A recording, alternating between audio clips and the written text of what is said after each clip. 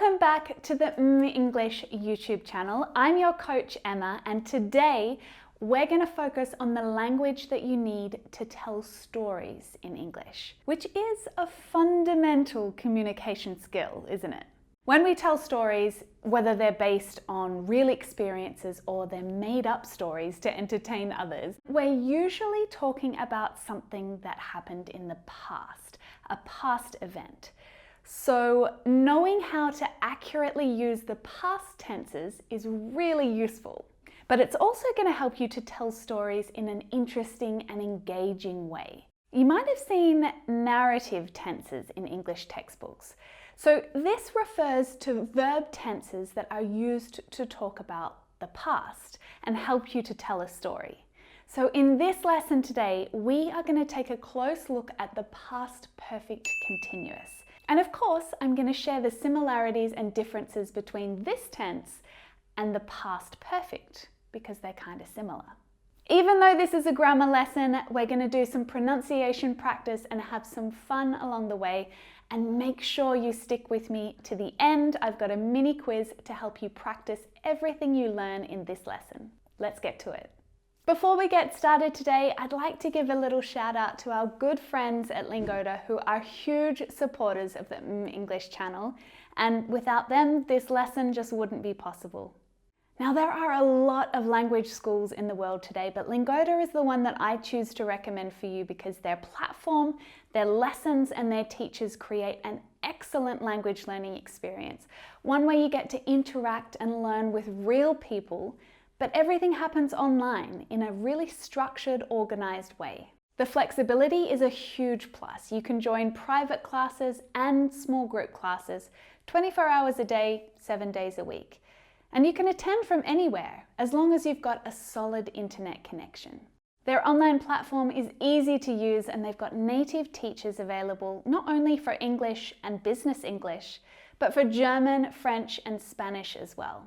And with group classes costing just €8 a class, I think they offer exceptional value for money too. Now, Lingoda offer plenty of options to suit your learning goals and your availability, including the chance to experience their classes for 7 days, absolutely free before you commit to regular study with them. Now, if this sounds like something you'd be interested in, make sure you check out the link down in the description below. I'm also going to add the link to their Instagram feed as well, because that's where you can find some real stories about students of Lingoda, including me. And if you do decide to jump in and try out Lingoda, make sure you use this code right here, which is going to give you a super cool €20 discount on your first month, which is definitely a great way to get started in 2021. Now, narrative tenses, like I said earlier, is just another way to talk about the past tenses. And so they include the past simple, the past continuous, the past perfect, and the past perfect continuous. And a narrative is a spoken or a written account of connected events, a story. And these tenses help us to give accurate information about how and when events happened in the past. So the past perfect continuous gives us very specific information about the state of the action. And when I say state, I'm talking about whether or not that action or that event has started, if it was in progress, or it was complete at a particular moment in the past. So it helps us to order our stories. But it'll be much easier if I show you an example so that you can see what I'm talking about. Last week, I went for a bike ride. I saw my friend Paul. So these two sentences are both written in the past simple, aren't they? They're completed actions, they're finished. When we put them on a timeline, we can see that they both took place at some point in the past. But we don't know when or which one happened first, do we? So by using a combination of narrative tenses, we can be more precise about how and when these actions took place. So if we use the past perfect continuous, we're going to bring our story to life. I had been riding my bike when I saw my friend Paul. So when I put one of these actions into the past perfect continuous, it becomes really clear that the bike riding started before I met Paul, and at the moment in time when I met Paul, the bike riding was incomplete. I hadn't finished riding my bike when I saw Paul. So, the past perfect continuous describes an event that started before a particular moment in time, and it was still in progress at that time in the past. Let's look at another example. She had been working in the garden when it started to rain. So at the moment it started to rain, what was the state of the action working? Had she finished working in the garden?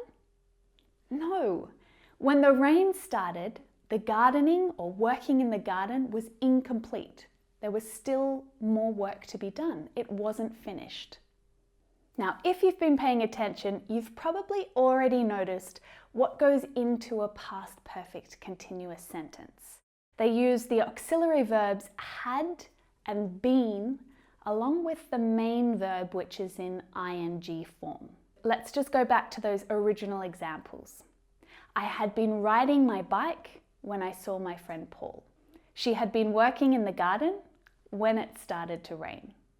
Now you can create negative sentences by putting not between had and been. Had not been. I had not been riding my bike.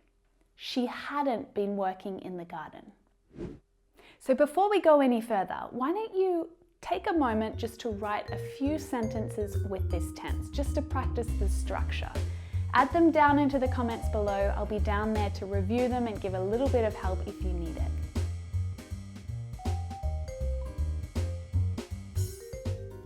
And before we go any further in this lesson, I want to take a few moments to focus on your pronunciation to make sure that when you are using this tense, you're sounding natural and relaxed, just like me or any other native English speaker. And using contractions with the past perfect continuous is definitely going to help. Now, if you've watched my lesson about auxiliary verbs, which is up here if you need it, you'll know that auxiliary verbs are usually unstressed, and it changes the way that they are spoken.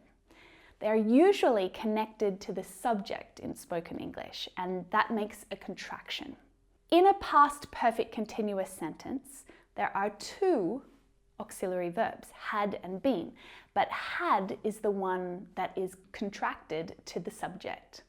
So it's very natural to say I'd instead of I had, you'd instead of you had, she'd, he'd, we'd, they'd, and the trickiest one, it'd.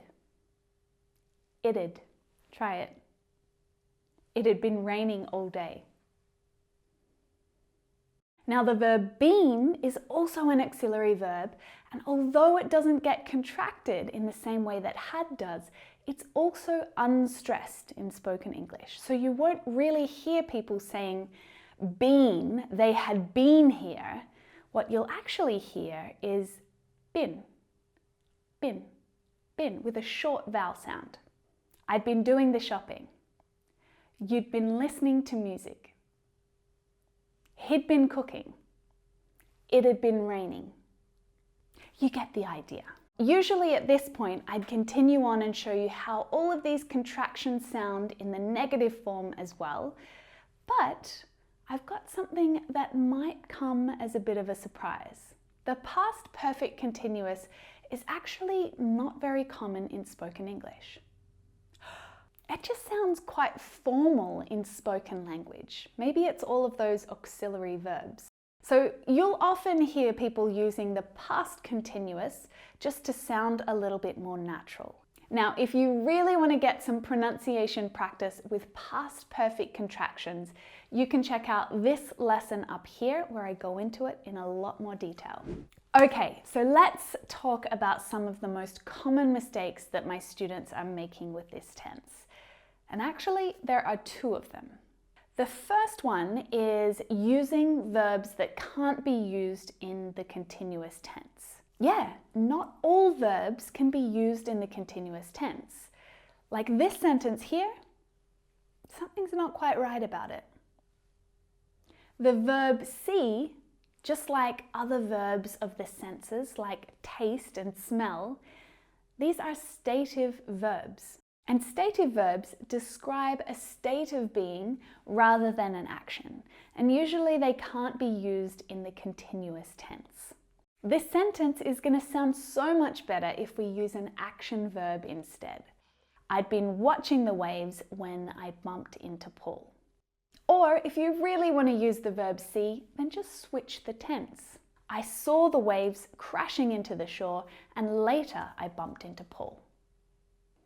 The second mistake that I see my students making all of the time is this one.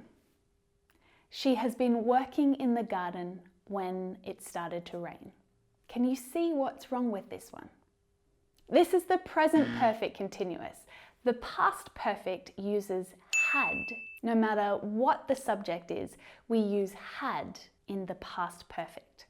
You're used to conjugating verbs for the third person singular subjects in English, she, he, and it. But not with the past perfect. You only use had, no matter what the subject. You're probably feeling pretty confident with this tense by now, but you might be wondering, well, how is this tense different from the past perfect simple? Well, there are 3 ways to compare these two tenses, and I'm going to go through it right now. Are you ready? The first difference to remember is that the past perfect shows a completed action, whereas the past perfect continuous shows an incomplete action. We had just been for a bike ride when we bumped into Paul. Or we could also say, we had been riding our bikes when we bumped into Paul. So in the first example, we're using the past perfect simple to explain that the bike ride was complete when we met Paul. We're not riding anymore, the ride is over. But in the second example, the past perfect continuous tells us that the bike ride is still in progress. It's an incomplete action. Is that clear? Good. However, both of these tenses can actually express a completed action, especially when we're using them with the adverbs for and since, which is really common in perfect tenses, isn't it? Let's have a look at an example. I had been cleaning for hours to prepare for the party. Or we could say, I had cleaned for hours to prepare for the party. The meaning is almost the same in both sentences, but the emphasis shifts just ever so slightly because the past perfect continuous helps us to emphasize the duration or the length of the action. You know, I spent a long time cleaning and now finally the house is clean. The past perfect sentence emphasizes that the action is complete. So I've finished cleaning and as a result, the house is ready for the party. Now, in reality, in many situations, you can use either the past perfect or the past perfect continuous. And it's just that subtle difference in meaning that makes your sentences a little more powerful. Now, the third difference that you need to be aware of is about how that action is viewed. Is it a temporary action or is it a permanent one? He had lived in London for 5 years. Now, in that sentence, we view the action as being permanent, using the past perfect. But compare that to, he had been living in London for 5 years. Now, in that sentence, we view the action as being temporary. It's so subtle. It's not the meaning of the sentence that changes. Both of those sentences are correct. There's just a teeny tiny shift in the way that we view the action, whether it's temporary or it's permanent. Let me give you another example. My brother had been working in a restaurant for 2 years when he decided to study medicine. So I'm using the past perfect continuous here because I think of that job as being temporary. Now, on the other hand, my brother would say, I had worked in the restaurant industry for 2 years before I started studying medicine. So he's using the past perfect because he viewed that action, that work, as being permanent. He thought that that career would be a permanent one in the restaurant industry. So you can see that there isn't always a right or a wrong answer. Sometimes it just comes down to emphasis or perception and the way that you choose to communicate your story. The way that you choose to express something might actually be different to the way that someone else does, and that's okay. All right, I think it's time for a quiz now. We've gone through how to accurately use the past perfect continuous tense. Now let's practice actually using it together.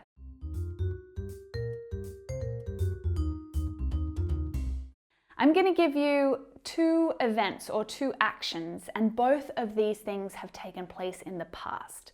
So all you need to do is join them together into one sentence and make sure you use the past perfect continuous. So for example, the first event is we played football. This is the thing that was happening first. But then something else happened. It started to rain. So your answer could be, we had been playing football when it started to rain. Okay, so now it's your turn to write these sentences. I want you to write them down in the comments below so I can come down and check them for you, give you some feedback if you need them. I'm not going to go through the answers in this video. So the first event, we waited for the bus for an hour. And the second event, the bus finally arrived. Hit pause if you need to, write your sentence down below. Okay, try this one. He worked at the supermarket for a long time. One day, he became the manager. They spent the whole afternoon cooking, but the dinner guests cancelled. So how did you do? I hope that this lesson has helped to make the past perfect continuous a little clearer, and hopefully you feel a bit more comfortable using it now. Another really great way for you to practice and become more familiar with this tense is through your writing. Even if it's as simple and mundane as writing about what you did during the day, it's an awesome opportunity to practice using narrative tenses to help you accurately tell the story of your day in order so that it's clear when and how these events happened in relation to each other. If you haven't already subscribed to the channel yet, make sure you do. Turn on notifications so that you know as soon as I've got a new lesson ready for you. I've got some really great grammar lessons coming up that are going to help you to improve your accuracy over the next several weeks. I'll be back next week with a brand new lesson, but while you're waiting, why not check out this one right here? I'll see you in there.